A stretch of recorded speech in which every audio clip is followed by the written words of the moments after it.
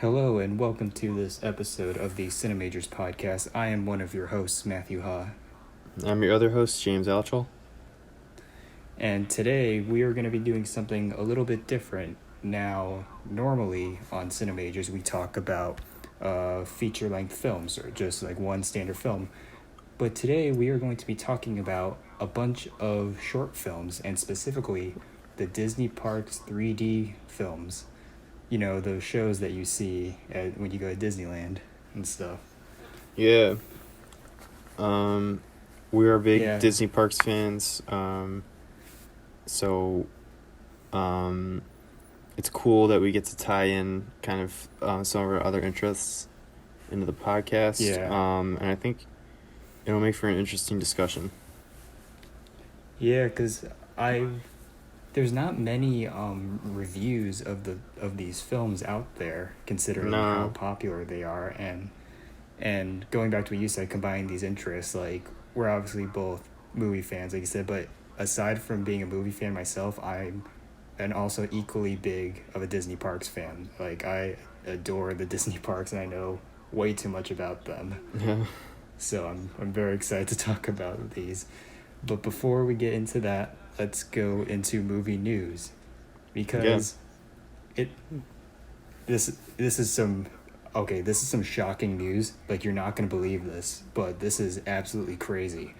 And it's not like we've talked about this before seven times, but Tenet and Mulan has been delayed. No way. Oh my god. Wow. But actually this time it is kind of big, because Warner Brothers and Disney has actually removed them from their release schedule.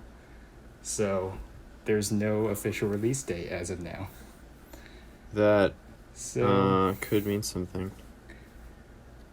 Could mean that AMC is not going to open for a long time at this rate. Yeah, it's sad, but it has been for a while now. Yeah, I will say, as much as I would like to see these movies, I'm glad that they're at least holding off to release it until theaters get, open. Yeah. Because, as we said many times before, these are movies that are made for a big screen, not something that should be watched on an iPad or like a phone. So, yeah. That's just another update. We've said everything that could be said about these two movies being delayed, so... I think so. You got anything else to add? Nah, I don't want to bore the listeners with more of the same old stuff. Same old. Yeah. Yeah. Well, speaking of delayed movies, this past week there have been a lot more delays from feature films. Disney, for example, has delayed a bunch of their releases, including the Avatar sequels, which have already been delayed like 5 times. Yeah. And I gotta see when they've been delayed. So, the Avatar sequels are pushed back by a year. So Avatar 2 was supposed to come out in 2021, but is now coming out in 2022. Wow. And for the other 4, it got pushed back by like 2 years.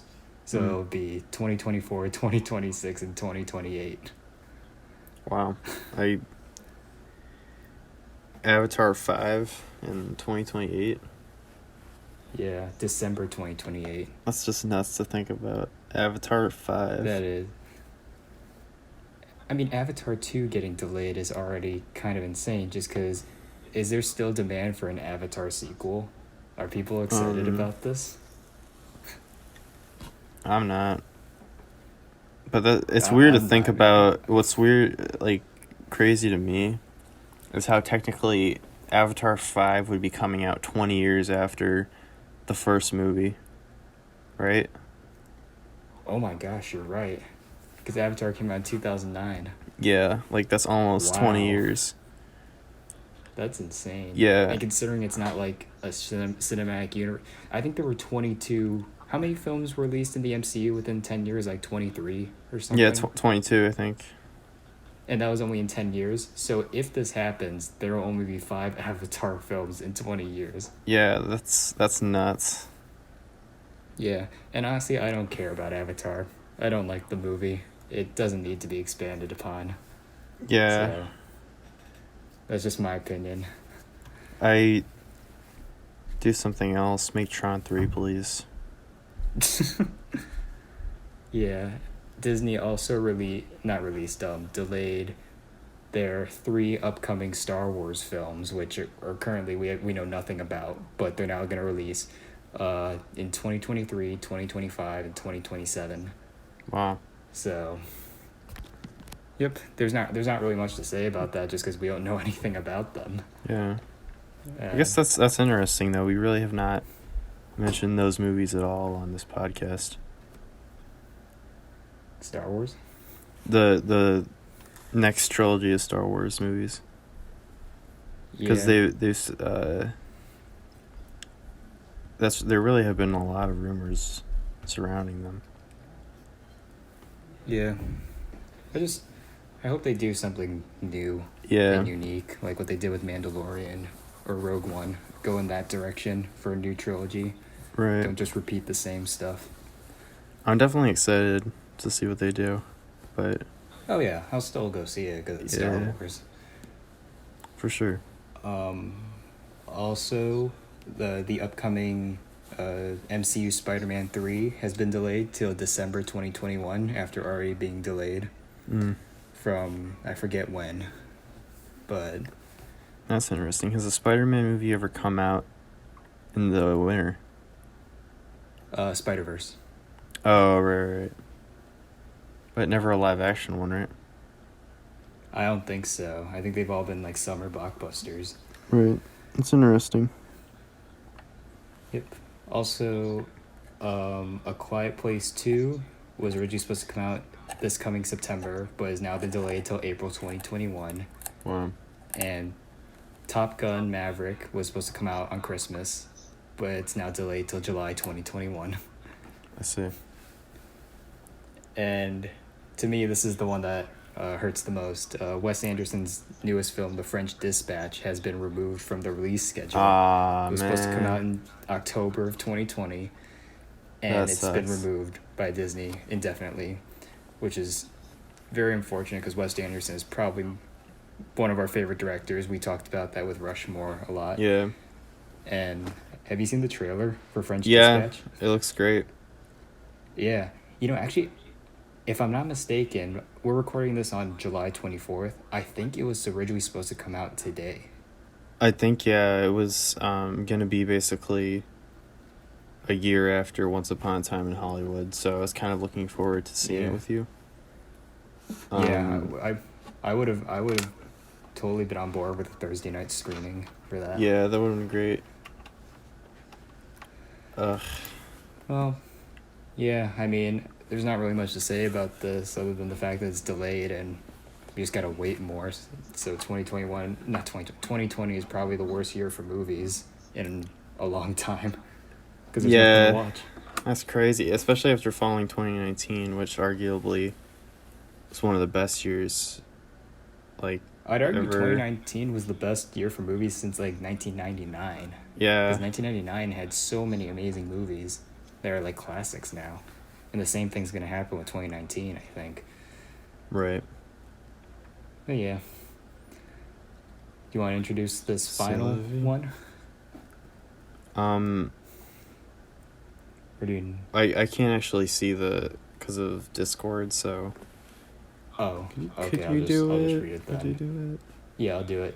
Yes. So, another movie we were hoping to see in theaters was Bill and Ted Face the Music, and we talked about that on a previous episode. However, not only has the release been delayed till September 1st, but it is going to be a VOD release with a limited theatrical run. So, we can't even see it in the theater. That's pretty disappointing. That's such a shame, because that would have been... Realistically, that would have been one of the first things people would have seen. Yeah. So, and now... I mean, I guess people can, because it's select theaters, but we don't know what that means. Does that mean drive-ins or something? Especially if like coronavirus comes back, like what if if they scratch the theater release? Yeah. And honestly, I don't like the direction that this is heading. Like, Nah. let's say if it does get better, what if studios was like, we'll just release it to on demand? Because if the COVID-19 pandemic taught us anything, we could just release these movies on digital. For real. I just don't like that feeling. Okay, for certain movies, sure, like Scoob, for example. Like, I'm fine with that. But Bill and Ted, like we won't. I'm just saying this now. Well, if Bill and Ted 3 ends up being really terrible, then I would probably say otherwise. But for now, I would like to see it in a movie theater. yeah. And like, the thing is that like I was like, I'm probably gonna have to pay $20 to see Bill and Ted because I really wanted to see it, you know. Oh, exactly. Yeah. Like, yeah, and I'm not just gonna. It's not like for that experience. Scoob. Yes, Yeah. Scoob. I'm glad I didn't pay money for. Thank God for HBO Max. If like Black Widow, for example, gets a VOD release, everybody's gonna pay $20 to see Black Widow because they want to see it. You know? Totally. But would Disney be willing to do that though? I don't think so. Black Widow is a movie that's made for a theater. Like exactly. That, it's a Marvel movie. Whereas something like the New Mutants, if that just got dumped onto Disney Plus, I don't think people would care just because it's had so many production troubles. Right. Still,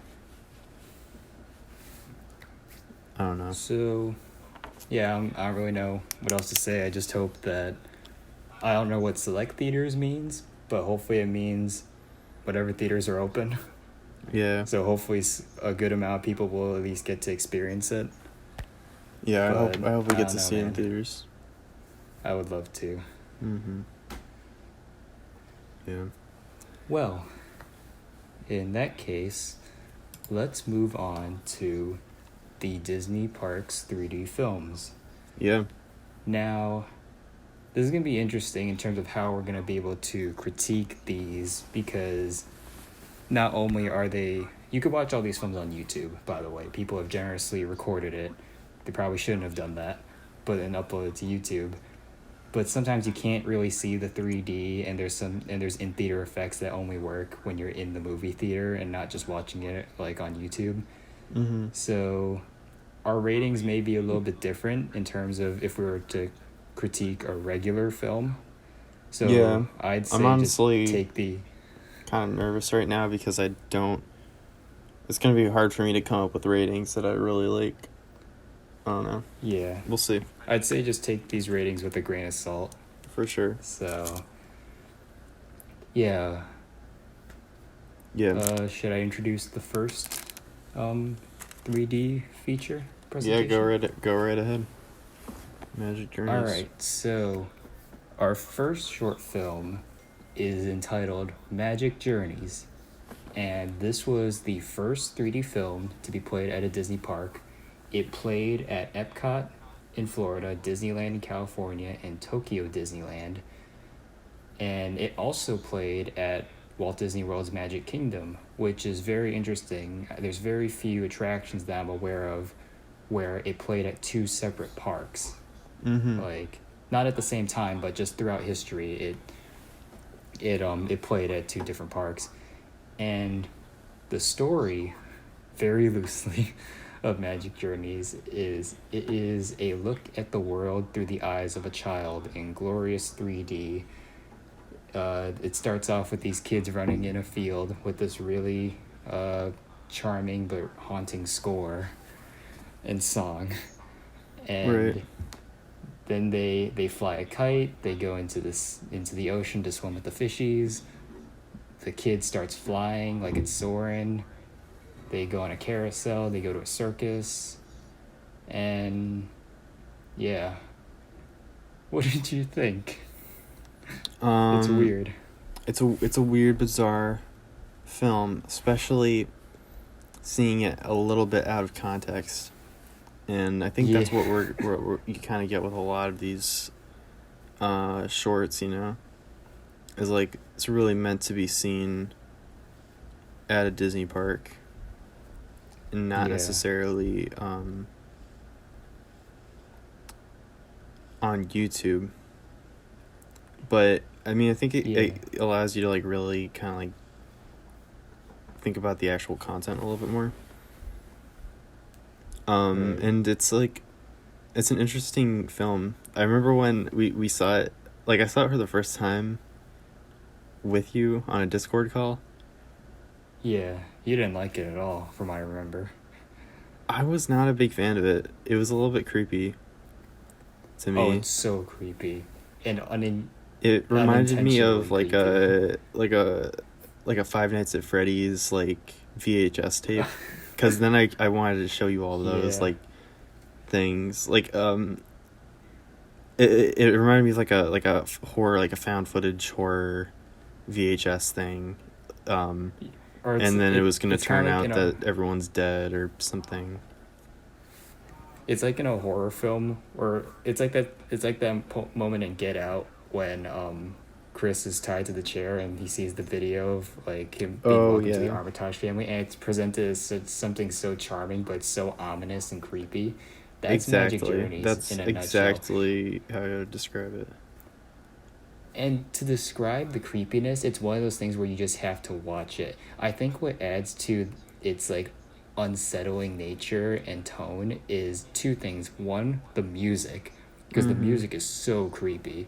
Just the way it's sung and the music they used. I don't know why they thought it would be like inviting or entertaining, but also the fact that, to give some context, Magic Journeys in Epcot closed in 1986 to be replaced with the short that we'll be talking about next, and it closed in 1993 in the Magic Kingdom. So it has not seen the light of day in a theater for nearly 30 years. So all we have left are just these really like old VHS recordings that someone probably Yeah, brought with those big box RCA cameras and shot it, and it's so grainy and pixelated so you can't even tell like what you're looking at half the time, and that only adds to the creepiness. exactly. It's just like imagining everybody watching this in a theater. Especially Oh my god, what yeah. really creeps me out is the circus sequence. I was gonna say the I witch mean, yeah, that's moment is so creepy, right. and it doesn't need to be that creepy. No. And at least with rides like Snow White's Scary Adventures and Haunted Mansion, where it's in the title, you Yeah, know right you away know that what it's gonna you're be creepy. getting. The title is called Magic Journeys. Do you expect something like that to come out of that Mm-hmm. title? You probably don't. And so I can't imagine what children thought in the 80s when they watched this. That's Must the have been thing. horrifying. I mean, I think what's also extremely weird is that, I mean, I guess like the synopsis of the ride is, or the experience, attraction, whatever, is it's the world in the eyes of a child, but that's not how I saw the world as a kid. I don't think Oh no. any kid in No, like no, no, no, no, the no. 80s or 90s would have seen the world that way. If you were tripping on acid, then yeah, But kids I'd say don't do that. drugs usually, man. Like, Yeah, usually. usually. I would The hope not. interesting thing, as okay, the problem I have with, there's many problems I have with Magic Journeys, not just in its creep value, but just the fact that as a 3D film, it the thing about 3D theme park attractions is that it makes you want, the goal is to bring you into that environment, to make you feel like you're in that world. And out of all the Disney parks shows, Magic Journeys is just strictly a movie. It's like if this was Right. played at a film festival, it's like, okay, that's a film. There's nothing about Magic Journeys that makes me feel like I'm in the world necessarily, because you're just watching a movie on a screen. Right. And the fact that there's really no plot, and it's incredibly like experimental. It's probably the only truly experimental Disney film I can think of. Yeah. And I guess that's what's unique about it. I guess it's also, Yeah. what did you, I remember you described, I don't really know a whole lot about the significance of this piece. I remember you described it to me. Um, I think it opened with Epcot as a preview, right? Yeah, so well, this was one of Epcot's opening day attractions, and it, like I said, Mm-hmm. it was the first 3D show that Disney did, and much like Epcot, as this is just some history about Epcot. Epcot as a whole was just like they barely finished it in time for the opening, and it went severely over budget. And Magic Journeys was one of those was a factor to that. It went over budget, and they didn't even think they were gonna finish the film in time for opening day. So what they did is that they filmed any Disney Parks fans that are listening to this, you know, the Dreamfinder and Figment, who are from Journey into Imagination. What Disney did is that they filmed a pre-show of the Dreamfinder, saying like, here's a sneak peek of Magic Journeys, because it's basically not done yet. So I don't know what it would have been like. They probably just would have shown random clips because the movie wasn't finished. So it's just so crazy to think that this was barely finished in time for Epcot's opening. Yeah, I think it's interesting to think about. I mean, I feel like I wonder how many like times it's been where there's like been a preview of a ride, you know? Yeah. Like, oh, it's not done. We're not just going to not open it and wait till it's finished. We'll just give you a preview of it. I guess you could do that with a movie, but even then I wouldn't. It's like why it's like when Galaxy's Edge first opened, they didn't have Rise of Resistance there, so nobody went because they're like, why would I see an incomplete product? I want to come when it's all done. Yeah. So That's the thing. yeah. I guess But what was I gonna say? I remember I think I oh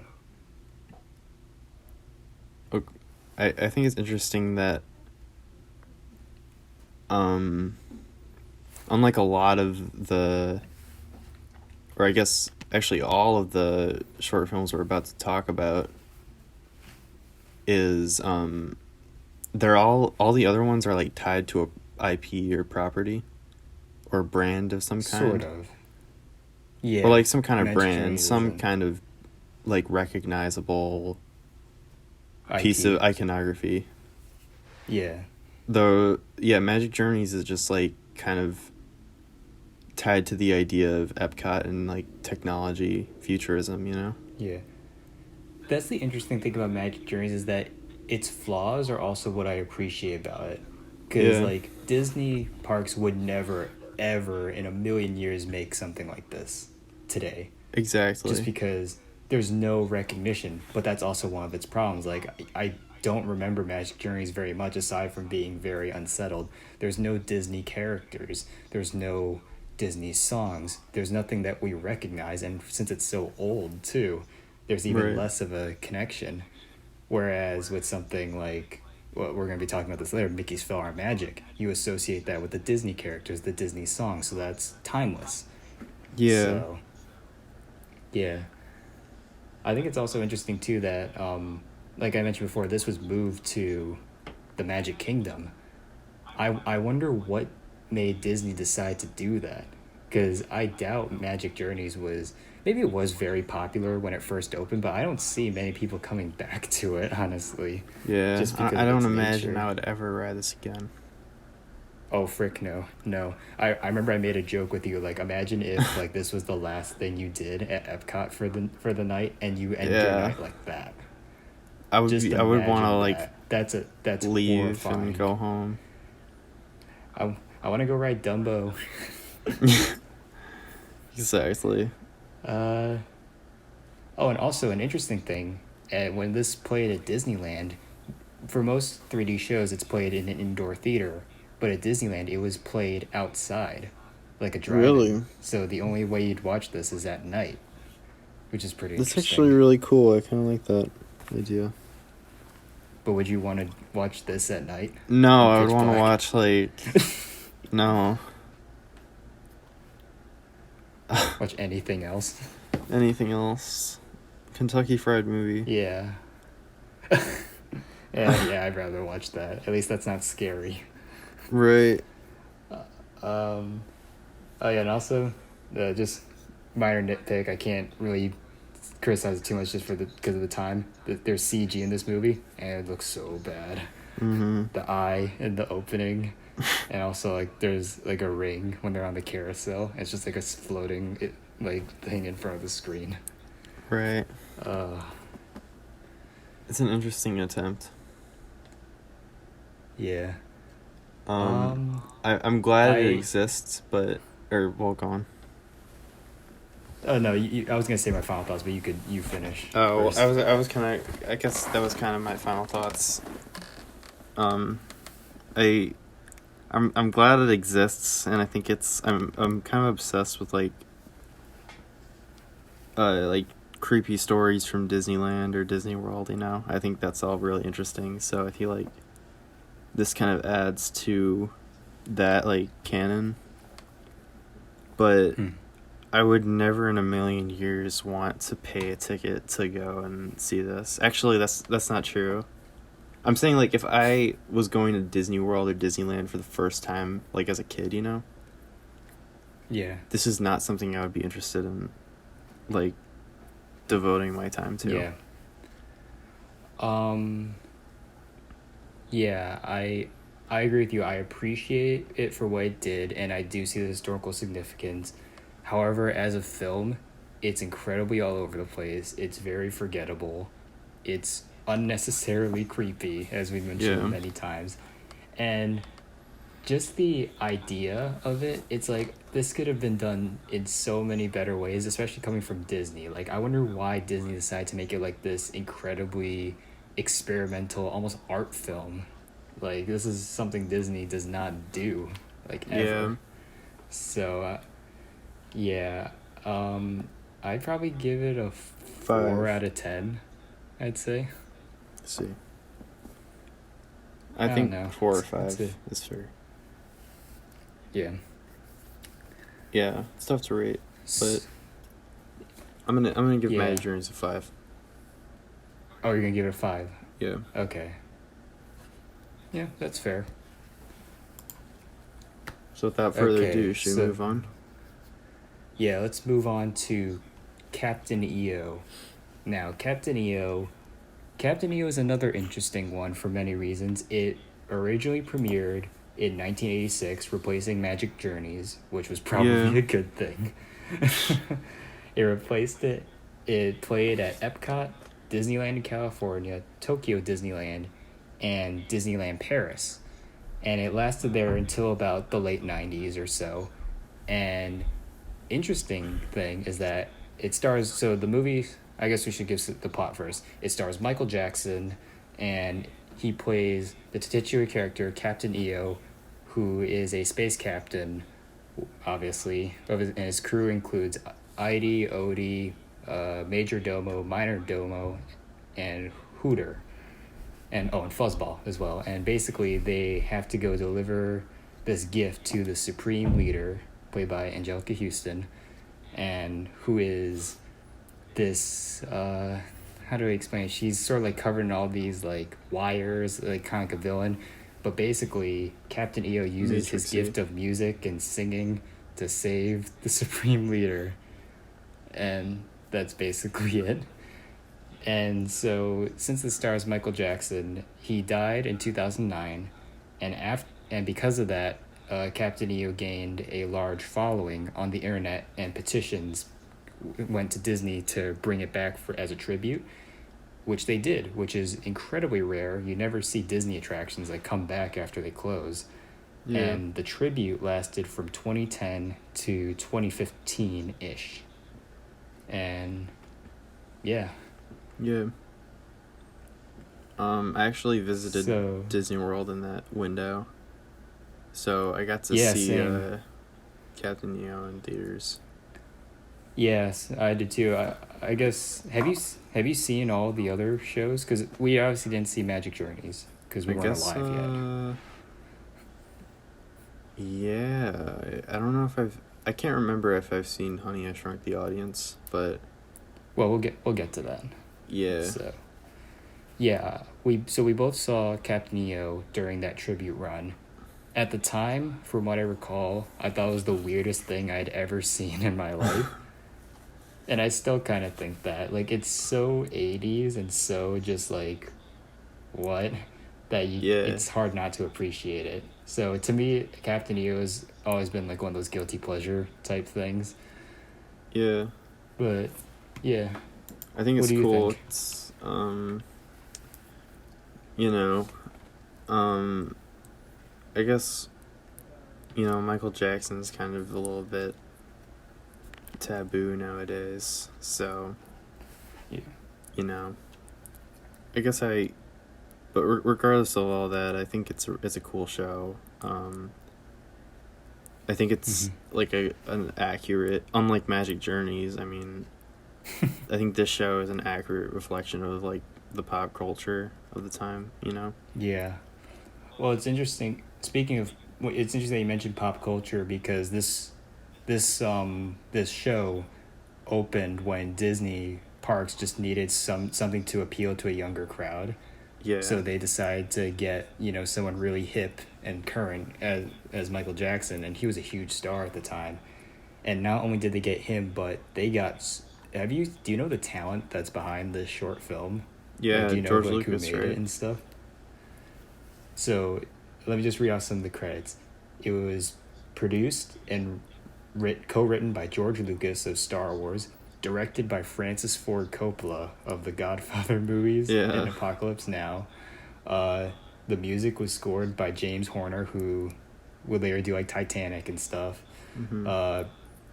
Special effects by ILM, makeup by Rick Baker, and just this incredible like group of talented artists and people. Right. And the craziest thing is that the short's budget was $23.7 million in 1986, and it's a 17-minute short film. Yeah. Like that's insane to me. So I think I read that at the time Captain EO was the most expensive film like per minute, because they spent like nearly like $1 million something per minute of film. Wow. It's insane. And considering this was not a wide release, you could only see it at like Disney parks, that just makes it even more like crazy to me. I don't think Disney would ever spend, well, I mean, they spend a ton of money to make the rides and stuff, but for a film and to have all these talented people come on board, like that's just never gonna happen ever. Probably not. So especially with who knows if what the future holds for these types of attractions. But yeah, I don't know, man. I think it is something really special. I mean, George Lucas, and I'm sure Francis Ford Coppola probably had a lot of fun in making this movie. Or film, I'm sure they did. Whatever you want to call it. Yeah. Well, as much as to me, what I appreciate more about Captain EO is the technical aspects, because like we said, it was just made for a theme park. They didn't have to make it like, they didn't have to go this far to get like these types of people and just to make it this ambitious, but they did it. Yeah. Which is why I commend it for. But as a whole, as a story, even though it's only a 17-minute short, it's not much of a story, even though at least Magic Journeys, right off the bat, they're just like, okay, we're just going to show you the world through the eyes of a child, and that's it. Captain EO tries to have this plot, and then it just kind of ends like less than 10 minutes in. Yeah. I mean, it's they like build it up to something. I mean, it reminds me of like, I mean, yeah, it's a Michael Jackson music video, basically. Almost. It kind of reminds me of Thriller, the short film, or Moonwalker. Yeah, I think Thriller was a much better music video personally. Probably. Because and for me, like, another issue is just like Michael Jackson. I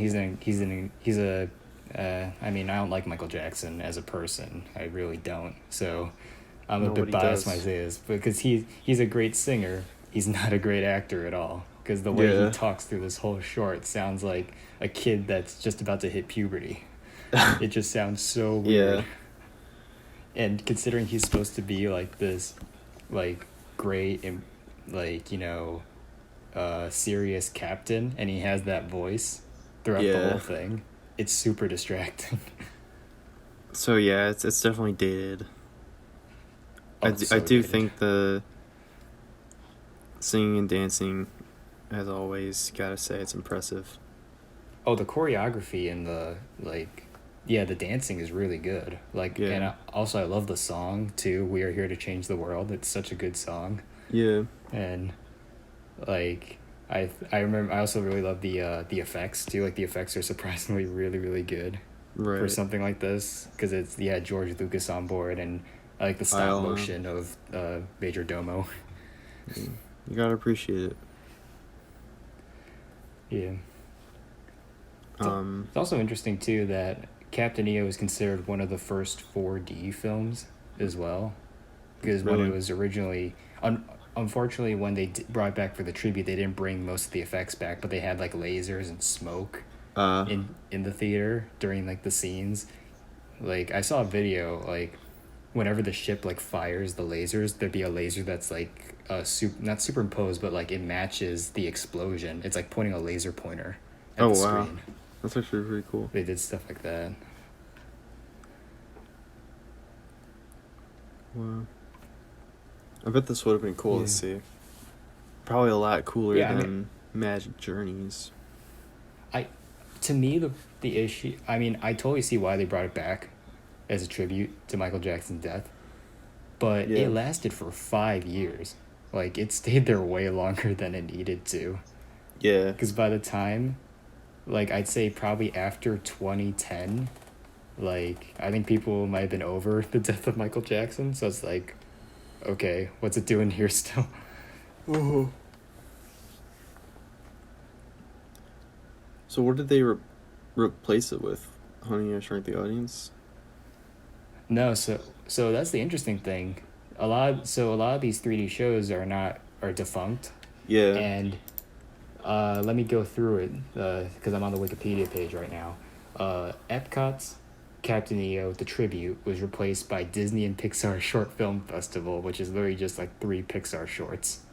Interesting. Like, it's so stupid. That's not something you go to see at a theme park. Disneyland was replaced by a Star Wars show, like a clip show, I think. Interesting. Tokyo Disneyland was replaced by Stitch Encounter, which is like a Stitch thing. Mm-hmm. And Paris's was replaced by PhilharMagic, which we'll be talking about later. Yeah. Huh. Yeah. Another cool thing about this is that it aired on MTV once. Oh, that's actually pretty cool. And I think that was the version that I sent you, because it was in 4:3. Yeah. Like it wasn't widescreen. That makes sense. So it was, yeah. It makes sense why it was actually like decent quality. Yeah. Yeah. But I think out of all the 3D shows, to me, this one, Captain EO also has the same problem as Magic Journeys has, is that you're not interacting with the environment. You're just watching a movie on a screen. Now, granted, it's much more engaging and entertaining, but it's still just a movie. Like, right. And I'd say out of all the shows that Disney Parks ever did in terms of 3D, this one had the biggest fan base. Yeah. Or cult following. They actually it's had crazy. they had Captain EO merchandise, you know. Yeah, Captain EO merchandise, and I may have mentioned this to you, but when Captain EO closed originally in Disneyland in like the 90s, there's a recording on YouTube where someone filmed the last show, and it's like the people in the audience, it was like Rocky Horror Picture Show. Like they were reciting the lines like in unison. They were cheering at the top of their lungs. It was insane. Like, man, that's cool. I always like when, just stuff like that's always cool to me. Yeah. Do you have anything else to add? That's about it. I don't really know what to rate it though. You don't? I mean, I think like maybe a 7 or 8. Or maybe an 8. I don't know. For me, I'm leaning more towards a 6 to 7. Yeah. Just because, like, technically it's great, the music's great, but other than that, everything else is pretty meh. Even the 3D. Because I remember when I saw it in the theater, the 3D is not very impressive. Like, nothing, Right. it just kind of, like, stuff does come in your face, but not as much as, like, some of the other 3D films we're going to talk about. So yeah, so maybe a 7. I think that's fair. I guess another thing is that you talk about the 3D. I don't remember the 3D. This isn't an attraction that I necessarily remember very well. Although it has been several years. I surprisingly remember going to see this at Disneyland. And I don't know why. I do. But I think it was just because, like, we were in Tomorrowland, and I guess the line for Space Mountain was too long, so we're like, oh, let's just do Captain EO since we're here. I see. And I still remember walking out saying, that was the weirdest thing I've ever seen. My dad started laughing. It was pretty funny. Nice. But, yeah, it's interesting. It's a nice little time capsule of the 1980s. Yeah. And I understand why it has this cult fan base. Absolutely. So with that said, should we move on to Muppet Vision? Yes, let's move on to Muppet Vision. So, Muppet Vision 3D opened originally in 1991 at Disney's Hollywood Studios and later opened in 2001 at Disney's California Adventure, and it was an opening day attraction there. Now, sadly, the Disney California Adventure location closed, but it still lives on at Hollywood Studios to this day. Yeah. And the plot of Muppet Vision 3D is we are taken on a tour of the Muppet Studios by Kermit the Frog, and he is showing us this new 3D technology entitled Muppet Vision 3D. And while they tried to perform this demonstration in classic Muppet fashion, everything goes wrong. And that's the movie. And I love it. Yeah, this is definitely one of my favorite. Probably my favorite Disney show. I agree, yeah. It's just it's really cool in many ways. I mean, I guess this is the only representation in terms of a ride like of the Muppets, which is now, I guess, a Disney property, right? Yeah, so there's actually a bit of history behind that. So Muppet Vision was originally supposed to be part of a Muppet Land at Hollywood Studios. They were going to have like a dark ride, a restaurant, and another show of some sort. But Jim Henson unfortunately died during like the design process, and Disney and the Henson Company couldn't come up with like a like licensing, or they had disagreements in terms of licensing. But since they had already started working on the film, the Henson Company was like, okay, we'll let you finish the film, and that's it. Because at the time, Disney didn't own the Muppets. They bought them in like the mid 2000s, I think. Yeah. So unfortunately, we never saw the Muppet Land, which it looked amazing by the concept art. And also, this was Jim Henson's last time performing as Kermit the Frog, and whatever, I forget who else he voices, but yeah. Wow. Last time you hear Jim Henson as Kermit. Was this performance completed? Yeah, his performance was completed because they had already filmed it.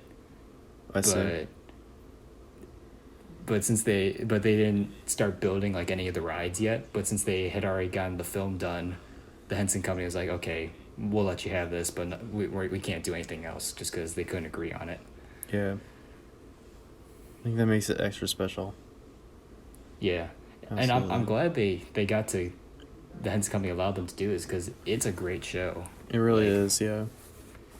Because when I was watching it at home, I forgot like how it's not only really, really funny as the Muppets are, because I love the Muppets, but the use of 3D and like the animatronics is incredible. Like it works really, really well. I mean, this feels like I mean, like, yeah, as you were when we were talking about Cap and EO, you're saying you know, it's fine. It's a cool movie, but it is just a movie. Muppet Yeah. Vision, like, I think kind of is more like a ride. Or not Yeah. necessarily a ride. It It's an experience, you know? It's an it attraction. is, yeah. And this is what I was talking about in terms of the interactivity Yeah. and feeling like you're there. Because you couldn't watch this like on Disney Channel just because you'll miss half the jokes and half the like the meaning behind it pretty much, because you need those interactions with the animatronics, with the audience. Yeah. And what I especially like about these 3D shows is if they don't treat the screen as a screen, like they treat it as like a stage or a window into another world, so to say. Because Right. we are observing this as if we were going on a tour of the Muppet Studios, and you interact with all the other Muppets, and it's done extremely well, especially for the time. Like this is Mm-hmm. early '90s, and it's done great. Yeah. Um, but yeah, I mean, I think it's just so special because it's like, yeah, I mean, you really just can't see it anywhere else. It's more like an art installation almost, you know? Mm-hmm. Like it's there to As stay. far Yeah, as far as I'm aware, this is the only um one of the shows that I've seen in both locations. Hmm. I saw it in Florida and in California. I've When did seen it it in close in both. California? Yeah, unfortunately, it closed in California. It got replaced with a Frozen sing along of all things. Oh, when did it But which close in has California? Do you remember? so Or do it you know? closed in 2014. I I'm see. looking on Wikipedia right now because what they do with since in recent years a lot of these shows have not been very popular. So Yeah. what they would do is that they would rotate it with like movie previews. Uh, So they did that a couple times with Muppet Vision. Then it closed like out of nowhere, and then they just didn't replace it with anything. I see. So it's a Until shame. It Frozen. really is. But Yeah. yeah, I mean I like Frozen, so I'm not hating on Frozen, but just like they could have, if they closed it, first of all, give us a warning, and two, replace it with something good. Like Yeah. that's not a worthy replacement for Muppet Vision, if you were to ask me. Agreed. But I think as a short film too, it's still pretty good. Like it's Yeah. very entertaining and very funny. Like just with the jokes and uh like the puppetry is also really really good too, As as always. usual. Yeah. But what do you have anything to add about like the interactions between the animatronics and stuff? I mean, it's just clever. You know, I remember, I forget their names, but the guys sitting in the booth, you know? Oh, Statler and Waldorf. Yeah, they're just Yeah. there the whole time I mean, they're there the whole heckling. time. Yeah. So it feels like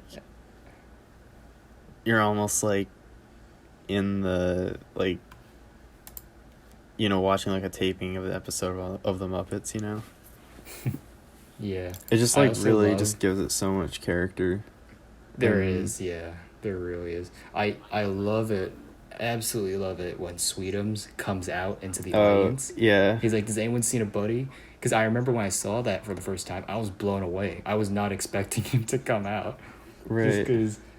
because it's a dude in a costume, and even like little things like the penguin orchestra in the front, like it adds to that, like not just kind of like craziness, but also making you feel like you are really there. I Yeah. feel like I'm interacting with the Muppets firsthand. That's not something I got with like Captain EO. I didn't feel like I was in the spaceship or anything. Right. When I do remember the feeling I got when I saw like Captain EO. I felt kind of like isolated and like I almost forgot I was at Epcot, you know? Yeah. Like when you're in a movie theater, it's really nice that like it's cool, but that you can like kind of like forget where you are for a while. Mm-hmm. But at Disney Park, you want to be there, you know? It's not like you're escaping. You are Yeah. escaping by being at Disney World. So, like, what I think Muppet Vision does effectively is it, like, makes you excited to be there. It adds to the energy rather than kind of like toning it down. Yeah. One part I like about Muppet Vision is like closer to the end where the wall blows up, and then it shows like people at Disneyland, or Yeah, in like the like 90s like and people stuff. walking The 90s. around. Yeah, Yeah. I always thought that was cool. No one was hurt, and the theater only suffered minor damage. Yeah, Thanks, Kermit. exactly. I love. Okay, and in terms of the 3D is actually really effective and has a purpose. Like it actually looks really good. Like Yeah, things like Fozzie's party noisemaker or like the bubbles that come out. right. I do remember Just being it. very impressed by the 3D effects. Yeah. At least like compared to, I'm trying not to compare it to Captain EO too much, but like Captain EO's 3D effects are rather shallow and not very deep. But this one, there's so much depth there. Yeah. Because I think by this point, Disney had perfected how to shoot a 3D film. Exactly. And like they knew what they were doing. So. It shows. Yeah. Should we give our final thoughts on Muppet Vision? Yeah. Muppet Vision 3D is absolutely a blast. Like I think it's a perfect blend of 3D and humor and animatronics, and yeah, there's still flaws with it. Like at some points it just kind of, aside from being a tour of the Muppet Studios, there's not too much conflict that goes along, but I don't think there really needs to be. But it's just a good fun time. I'm gonna give it an 8 out of 10. Yeah.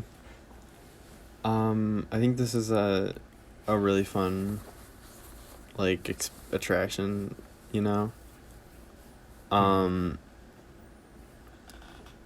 like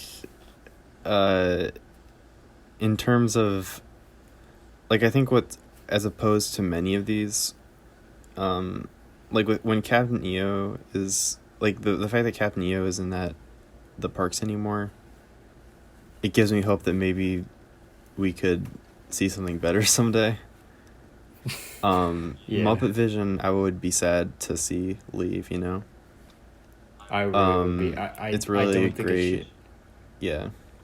It's a great show. The unfortunate thing. Yeah, go on. No, you finish your thoughts, then I'll say what I gotta say. Alright, well, yeah, I mean, it's great. I think, it's pretty much a 10 out of 10 in terms of, as far as attractions go. Like, specifically these shows. I think like a 9 would be fair. 9? Okay. Yeah. I really hope, like what you said, I really hope Muppet Vision doesn't close. Yeah. Because they closed the California location, and I think the Florida one runs on limited hours.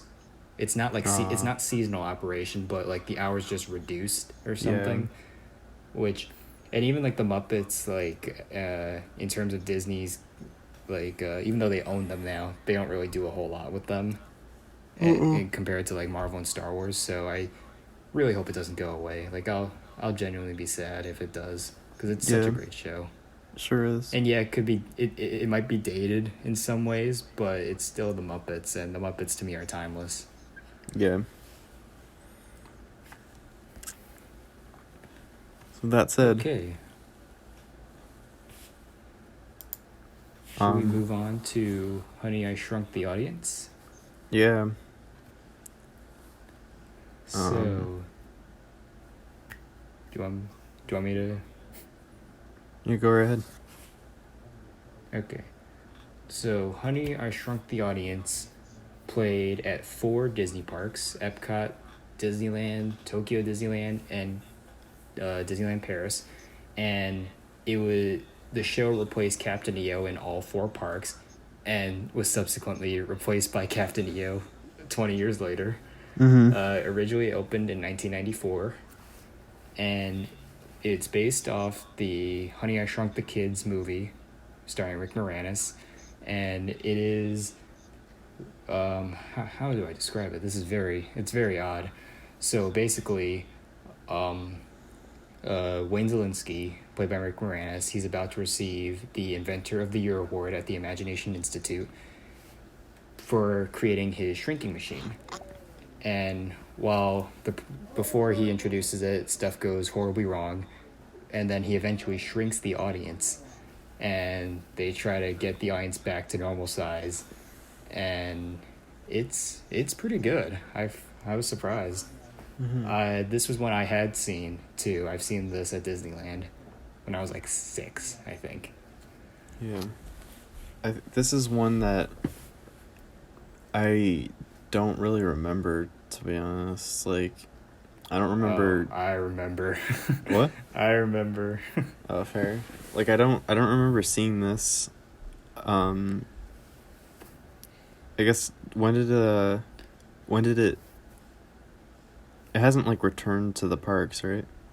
It never returned. So that's the interesting thing, is Yeah. that originally the plan was for Honey I Shrunk the Audience to return after the Captain EO tribute ended, but it just never did. Wow. So, which is both a shame, but I can understand why they didn't bring it back, which we'll probably get into later in this discussion. But out of all of these 3D shows, this is the only one that is really like, no, I take that back, but this is when they started to move into 4D, because what Honey I Shrunk the Audience does is that the whole theater kind of like moves, and there's like water, there's leg ticklers in certain scenes too. So it all like kind of comes together into this experience similar to what Muppet Vision did, but only I think they added on top of that. Yeah. So Yeah.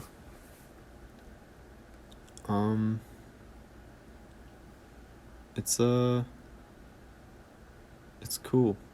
It's interesting. did you watch this one on YouTube? You know, I gotta be honest, I didn't. Oh, really? Huh. No. Well, I guess I'll try and tell you some stuff. So, the cool thing about this show is that obviously the main gimmick is that it feels like you've been shrunken to however size it is in the movie, and being a young kid and seeing this in the theater, I really thought I shrank, like, because they actually do it in a really effective way, and the whole theater is like on this platform, and it kind of like raises and shakes. So there's scenes where like someone like with like footsteps, for example, when they come close, the whole theater kind of like rumbles a bit. And like there's a scene where someone falls too, like really close to the audience, and the whole theater just like shook. It was like an earthquake, and it was really effective. And there's another scene where there's this mice duplication machine, and the mice like spill out and like kind of slide in, and they're like, oh, where all the mice go? And they run in the audience, but they have like these leg ticklers in there, and I remember everyone just started screaming. Like, it's the use of 4D in this show is actually done really well, like considering how old it is. But I think one issue I have with it is that there's not much of a story, really. It's more just the idea of like, oh, you've been shrunk, and that's kind of it. I do remember. Oh. Was this technically like the most high tech like Disney show? It's one of them. I think the next one we'll be talking about is probably the most high tech. Right. But this is definitely one of them. And what I do really, the 3D itself, like, because this is also one where they use a lot of CG, and the CG is not convincing. It's like that 90s kind of cheap CG, like pre-Toy Story. Like, there's a scene where like this lion kind of comes out and a snake is about to like bite you, and it just looks so fake. I think it only adds to the film just because it's in 3D. But if it wasn't, it just, I just watched it on YouTube, it looks really stupid. So I can't fault it that much. But kind of like what I said with Muppet Vision. What I really like about what this show does is that it's not. They make it so that you're not watching a movie. It seems like you're watching something on a stage, and they even refer to the 3D glasses as safety goggles. They don't call them 3D glasses. So the screen, they make it look like a stage. So it's like, oh, we're watching this presentation, and then when we shrink, one of the kids like grabs the audience and like moves it around like he's holding a box. So it's like, put the audience back down. It's so good. That's cool. Uh, I kind of wish I could have seen it. it's a pretty cool show, I have to say. It's the biggest. There's, I don't know the biggest issue, but this, I think out of all the 3D shows that have now since been defunct, this one lasted for nearly 15 years. Wow. Which is kind of crazy. That is actually really crazy. Without an update. I don't know. I doubt it was because it was popular. I think Disney just like, oh, we don't have anything to replace this with. We're just going to leave it here. So, and that is an issue, is that by today's standards, it is really dated, not just in its 3D, but also just like with the way it's shot, and not that it has like anything offensive in it, but just kind of like the humor is like that typical sort of like 90s humor too. Mm-hmm.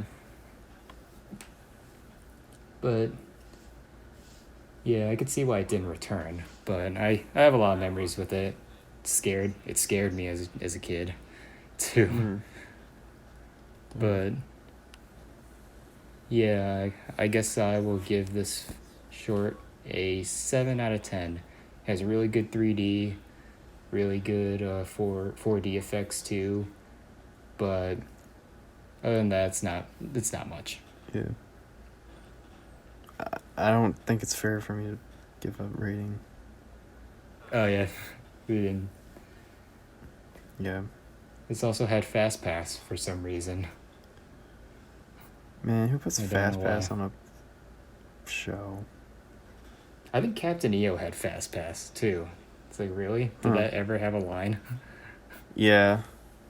Or maybe just because they have so many seats, it's like, I know, yeah. I don't know if there could be a line.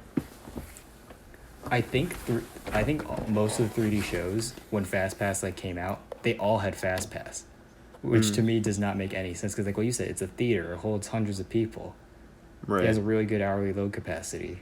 Like, why would you waste a Fast Pass on that? People are stupid. Save that for, I don't know, Tower of Terror. Right, yeah.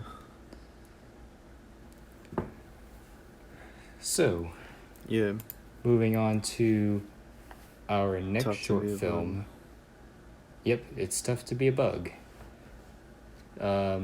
This short film, it's based off the Pixar film A Bug's Life.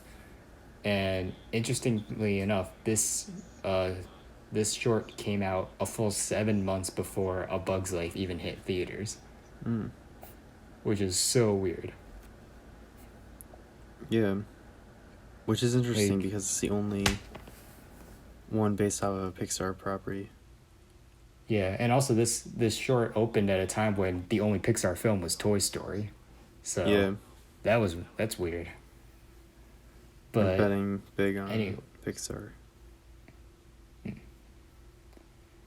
Yeah, this opened originally in 1998 at Disney's Animal Kingdom. It was once again an opening day attraction, and it also opened at Disney California Adventure as an opening day attraction. But like Muppet Vision, the California Adventure location has since closed.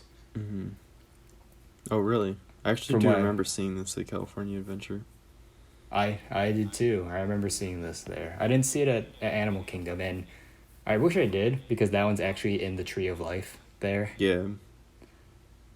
But basically, It's Tough to Be a Bug is about Flick from the film.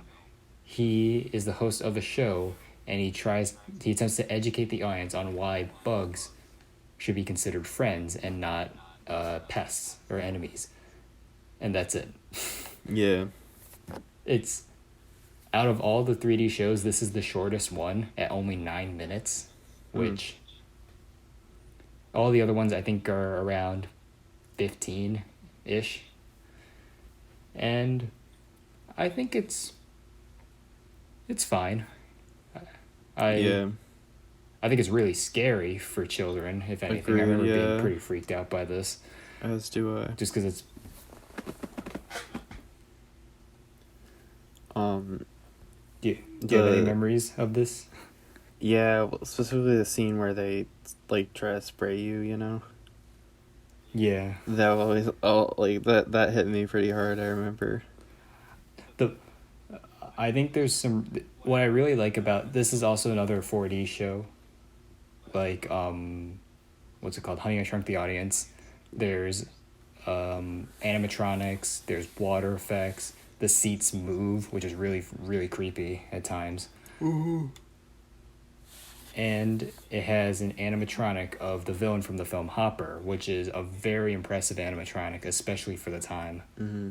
Like, seeing it in the videos, it's like, wow, that's such an advanced figure for the time. Yeah. And it looks really good still.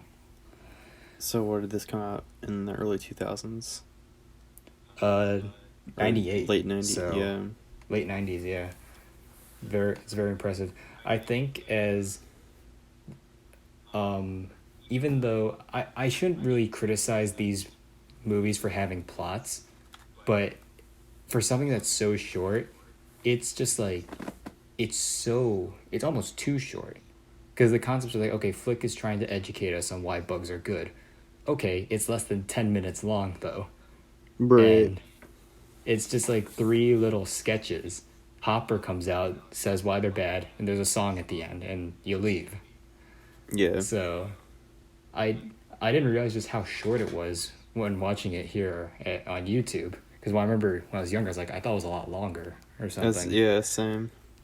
But... So it's interesting to be reminded of it. Yeah. I don't know, like, it's another kind of one of those things where it's like I'm not, like, compelled to go out of my way to experience it. Yeah, I think I saw it once. Yeah. At Disneyland. I don't think I saw it again. That's the thing. But I think I definitely would do Muppet Vision again. I don't know if I would do... Yeah. It's tough to be a bug. I'm just not super, like, or... I guess I'm not a big fan of... Much. I'm not a huge fan of A Bug's Life, necessarily. Yeah, me neither. It's an average Pixar movie. The thing about Muppet Vision is that it has that rewatchability, and also just there's so many things in the background too. It makes you want to go back, or like if you want to just pay attention to the animatronics and stuff. And yeah, you could do that here, but the animatronics aren't in for the whole show. At least with Muppet Vision, they're always with you. Mm-hmm. It's tough to be a bug. It's not the case. Mm-hmm. Funny thing is, I think the coolest thing about this show are the seats. Do you remember the seats in the show? Yeah, like the bugs crawling under you and stuff. Yeah.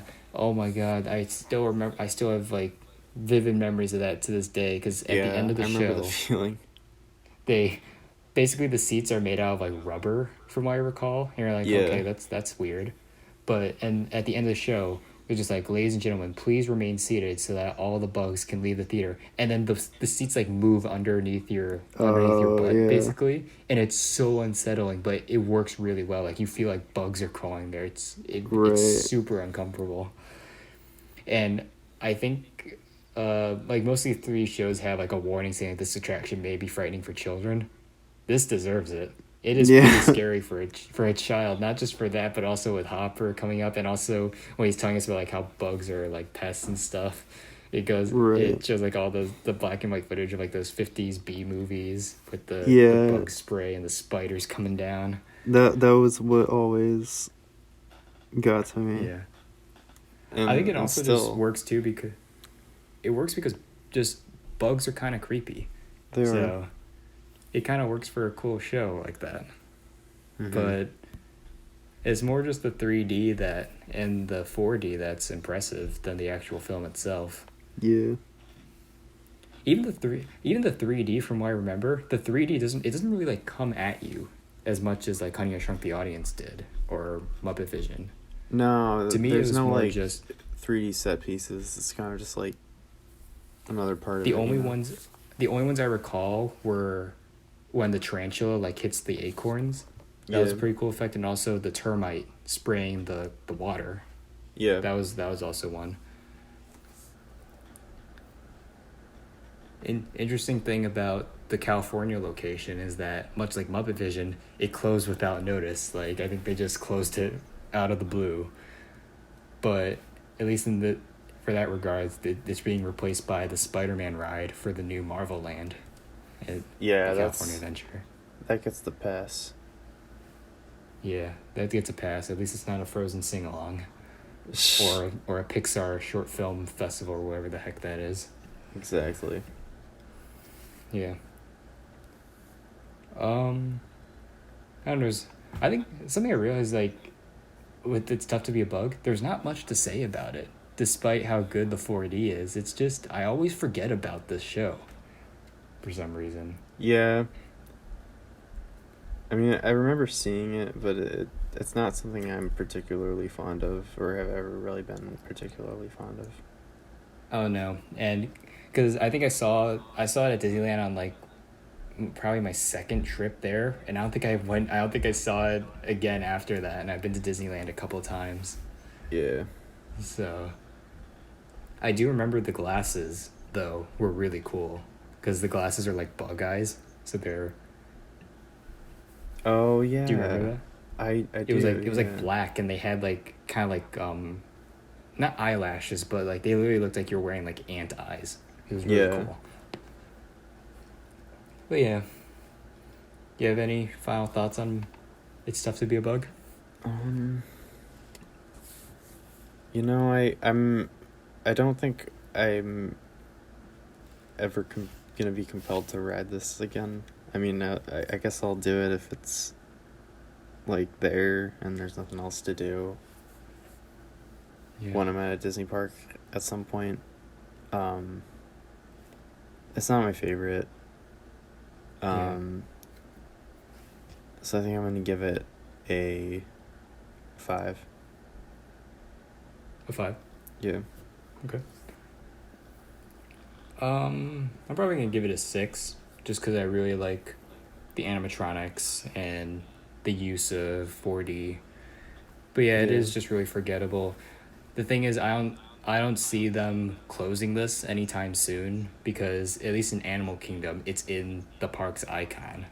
Like, if that were to close, what do you replace it with? Right. Just, at California Adventure, I could see why they closed. Mm-hmm. So yeah, I'll let it slide. Yeah. All right. So our final 3D show, and not only the one that we're going to talk about, but just the last 3D show that Disney has made, as far as I'm aware, is Mickey's PhilharMagic. Yeah. It originally opened at Disney World's Magic Kingdom in 2003, replacing Magic Journeys and a Lion King show. And it also opened in Hong Kong Disneyland, Tokyo Disneyland, Disneyland Paris, and Disney's California Adventure. It replaced Muppet Vision and the Frozen sing-along there. And the plot of Mickey's PhilharMagic is that Mickey is the conductor of an orchestra, and when he has to get ready, Donald steals his sorcerer's hat, and basically he goes on this journey through these classic Disney movies like Lion King, Beauty and the Beast, Little Mermaid, Aladdin, and so on. And it's a lot of fun. I remember really liking this one. Yeah. I remember seeing this in like 2010, and I had a great time watching it. I didn't know anything about it. I didn't know it existed, so I had pretty low expectations, and really? I had a lot of fun with it. I mean, it's funny and cool that he goes through all those different movies. And I think it's an incredibly unique attraction. I guess now we have Mickey's Runaway Railway. Runaway Rail. Yeah. That's based off the yeah Mickey Minnie but Runaway Railway. I mean, at the time, I guess this was the only kind of attraction that featured Mickey Mouse and those characters, you know? I think so. I mean, there were, aside from parades and stuff, but Yeah. those aren't rides. Yeah, I guess this would be. I think out of all the 3D shows that Disney's made, this is the one I've seen the most. Just because it's in Magic Kingdom, so it's in the main park. Yeah. And also, what we talked about earlier is that it has the brand recognition. You recognize all these classic Disney characters, so you have that connection right off the bat, and that's what makes it work really well. Yeah. And for like the 3D and the 4D, it's pretty good. Like, they actually do a lot of good 3D effects, and you feel like you're actually in the world. Yeah. I also like the venue. The theater. Yeah, I like the way the theater looks. The rim around the screen is cool. Yeah.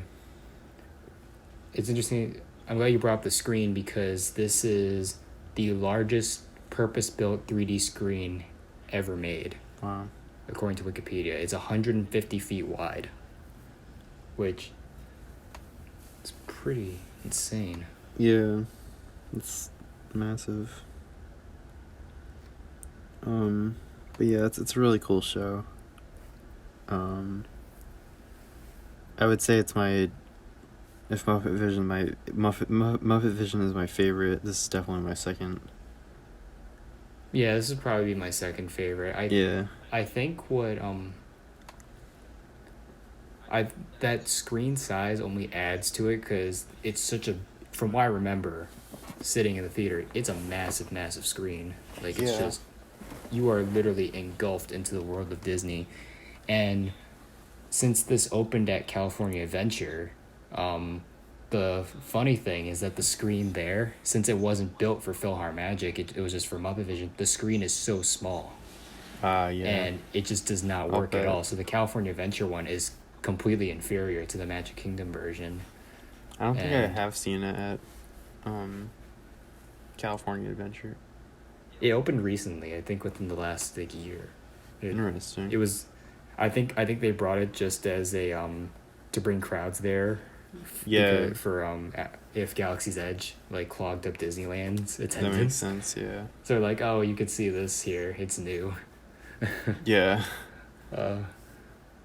New, in quotes. I've noticed though, at least with the as much as I enjoy PhilharMagic, it just seems more like a clip show of these Disney scenes. Which I didn't really notice. Even with something like Magic Journeys, that at least has a consistent theme. But this one is just like, okay, Donald goes into Beauty and the Beast, cut. Little Mermaid, cut. Lion King. It's just like, there's, aside from him trying to get the hat, there's no real, like, I guess, flow to it, which I didn't realize. Yeah. When you watch it as a kid, you don't think about that kind of stuff, but when all the other ones have some sort of, like, connection, and not synergy, that's not the word, but yeah, flow, pretty much. Yeah. It's just... the consistency, the story. Mm-hmm. Like, there's a small story in there, but it's not very... It's very limited. Right. What do you think about the animation? Well, at least by today's standards, it does not hold up at all. I will say that. It's really cheap 2000 CG. It's kind of like something that you see like direct-to-video or on Disney Channel, but I don't know, it was made in the mid-2000s. I can't be too harsh about it. I did find it interesting that this is technically the first 3D Disney film, right? Like computer generated? Yeah, CG. It may be. I definitely know this is one of the first times where the Disney characters like Mickey, Donald, and all of them were in computer animation. Yeah. But actually no, this was not. Disney made Dinosaur, like in 2000, and that was CG. Oh. That movie's not good. Yeah. Didn't they The make a movie ride looks out like based off garbage. of it? Yeah, the movie looks like an N64 game, a bad one too. But Big rigs. yeah, I think why if anything this show could use an update. Like they shouldn't remove it. I don't think they should, but they should update it probably with better animation and maybe some newer characters too. Yeah. Because they could. I'm not saying that they need to like add all new characters, but I could see them adding like Frozen characters in or Moana. Yeah, Wreck-It Ralph. That would be cool. Yeah, I think it's more just to update Probably Tangled. the visuals. Yeah. Yeah, Tangled. At least like a re-rendering, remaster. A remastered edition. Yeah. It's like the Zelda games, how they get remastered. On PhilharMagic, the Wii U. PhilharMagic HD. Yeah.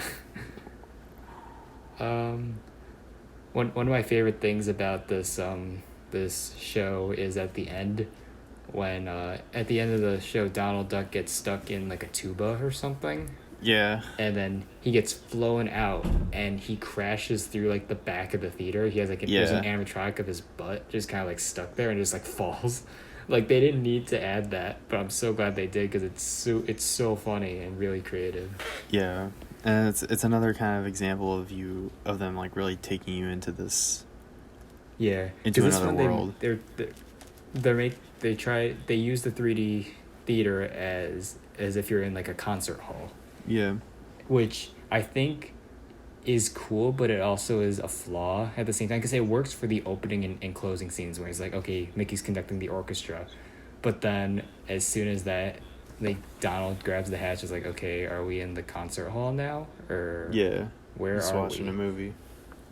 Yeah, and that is this one also has the problem like kind of watching a movie at this point, but for a good 80% of the time. Because at least the beginning and end, it makes you feel like, oh, you're in the concert hall. But then after that, it's just like, okay, movie time. Yeah. But I think it is good. It's a fun show. I like it a lot.